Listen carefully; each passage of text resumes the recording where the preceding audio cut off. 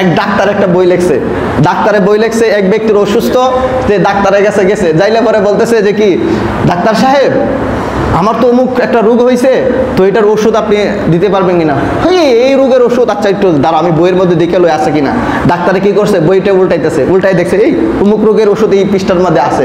তখন সে পড়তেছে এই যে রোগের জন্য একটা লোহার রড নিতে হবে, লোহার রডটাকে নিয়ে সেই লোহার রডটাকে আগুনের মধ্যে গরম করতে হবে, গরম করার পর সেই লোহার রডটা তার পাশা দিয়ে দিতে হবে। শুধু এ পর্যন্ত পাইছে যে লোহার রডটা কি করে আগুনের মধ্যে গরম করে উত্তপ্ত করে সেই লোহার রডটা তার পাশার মধ্যে লাগাইতে হবে। এরপরে এই পৃষ্ঠা শেষ, এই পৃষ্ঠা কি শেষ। এরপরে পৃষ্ঠায় বই তো এক পৃষ্ঠার মধ্যে সারা বই লেখা দেওয়াতে এক পৃষ্ঠার মধ্যে সারা বই লেখা থাকে না, বরং এক পৃষ্ঠা শেষ হওয়ার পর অন্য পৃষ্ঠায় ধরে। এই পৃষ্ঠা যখন বইরা যায় অন্য পৃষ্ঠায় লেখে, তখন এই পৃষ্ঠায় লেখছে যে তার পাশায় দিতে হবে, আর কোনো কিছুই লেখে নাই।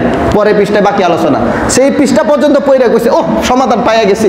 সে একটা রড নিয়ে আসছে, আইসা এটা গরম করে ওই পাশার মধ্যে দিয়ে দিছে, আর এই ব্যক্তি টাস করে মারা গেছে। কি হয়ে গেছে? মারা গেছে। এটা হয়েছে কি জন্য?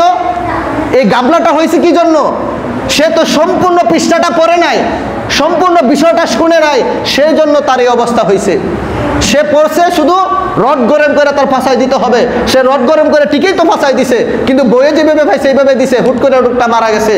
সকল যখন ভিড় হয়ে গেল, কিরে তুই ডাক্তার, ইয়া ডাক্তার, তুই হাতুড়ি ডাক্তার, তুই রুগী মাইরা ফেলাইছিস, বইয়ে যেভাবে লেখছে এইভাবে, বইয়ে ডাক্তারে বই যেভাবে লেখছে এইভাবে আমি ওষুধ করছি, তার লোকটা মারা গেছে, আমি কি করবো? তোর বইয়ে কই লেখছে, বই নিয়ে আস।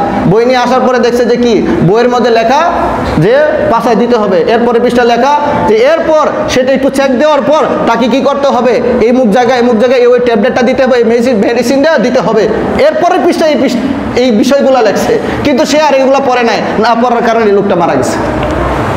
আমি আর আপনি হইতেছি গিয়ে ওই রকম, আমি আর আপনি হইতেছি গিয়ে ওই রকম।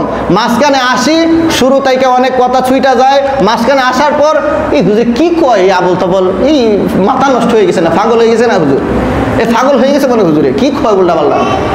তা আপনি শুরু থেকে শুনেন না, কি বুঝবেন গুড়ার ডিম। আসেন সবার লাস্টে, নামাজ যখন শেষ হয়ে যায়, আমি যখন খুতবা দিতে শুরু করি তখন আসেন দূরে দূরে। আমি বলছি যখন শুক্রবার হয় তখন আগে, যখন আজান হয় তখন এসে মসজিদে উপস্থিত থাকবেন, তাহলে একটা বিষয় ক্লিয়ারলি বুঝতে পারবেন। আর এই পরে এসে কোনো কিছু গুড়াটি বুঝবেন না। তো আগে আসার চেষ্টা করব, আর 5 ওয়াক্ত নামাজ জামাতের সহিত পড়ার চেষ্টা করব। সকালে পড়বো তো ইনশাল্লাহ, হাত তুলে দেখায়, আল্লাহকে দেখায়, সকলে পড়বো তো? যুবক ভাইরা সকলে পড়বো তো? যুবক ভাইরা সকলে পড়বো ইনশাআল্লাহ।